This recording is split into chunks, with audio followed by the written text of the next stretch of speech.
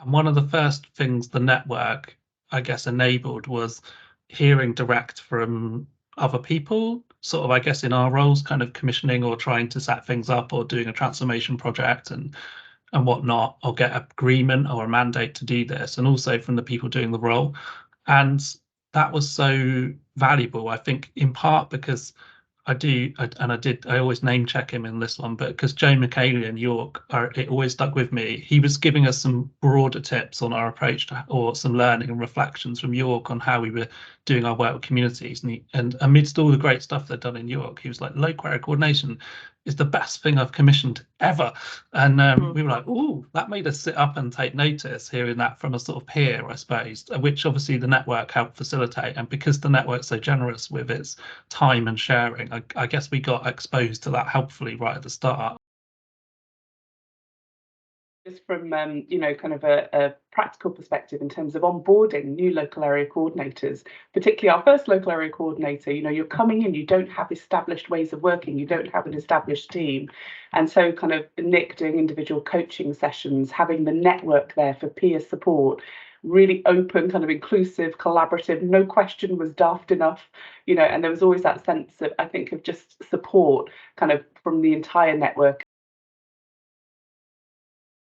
The network, and particularly Nick has kind of said at the start, but kind of keeps us in check and balance, was don't mess with the principles. We've learned that if you do, you don't get the benefits that we want. And if you like that really simple thing we described about, the time to do the work, the permission to do it, the space to do it, the development around it, I can so see that if we hadn't had that, we would have sort of pushed and pulled it in all kinds of directions out of shape.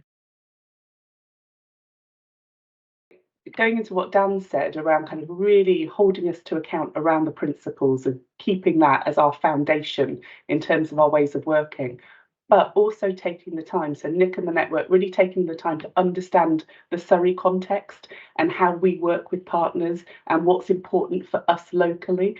So I think it was really good that it wasn't one size fits all.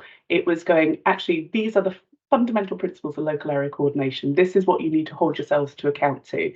But actually, we do need to look at your local context. We need to look at how we build the relationships in the right way, how we land the whole concept of local area coordination in the right way.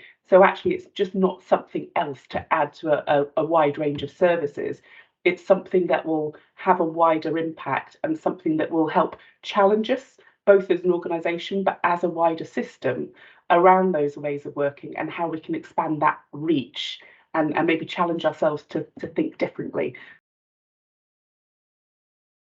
Nick specifically, but I guess the sort of the wider network embodied in this as well, feel like the sort of the embodiment of our own local area coordinator. So what I mean by that is he's been walking alongside us in the way that local area coordinators will walk alongside others. And I think that's felt really refreshing and really different in terms of a kind of an approach. So it's felt very much like a partnership and very invested in terms of wanting to see this work, but work in the way that's right for Surrey, as sort of Sarah says.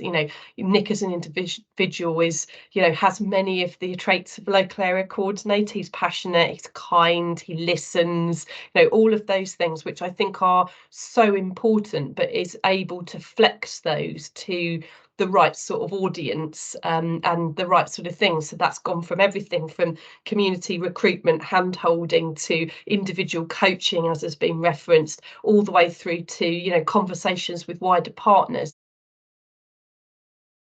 Having that ability to kind of convene people and go, look, colleagues in other areas are doing this. We had the Derby examples around how they're integrated health and care, really pivoted around local area coordination and right into acute settings and all sorts. It's obviously a much more evolved model there, but that's it. I don't think we can underestimate how much difference sometimes that does to the perception of it, as not as less of it's a thing in Surrey that a few people have done. And I think the communities team and the council are into this too. This is like genuinely, because it is a genuinely impactful part of how we think about neighbourhood health inequalities.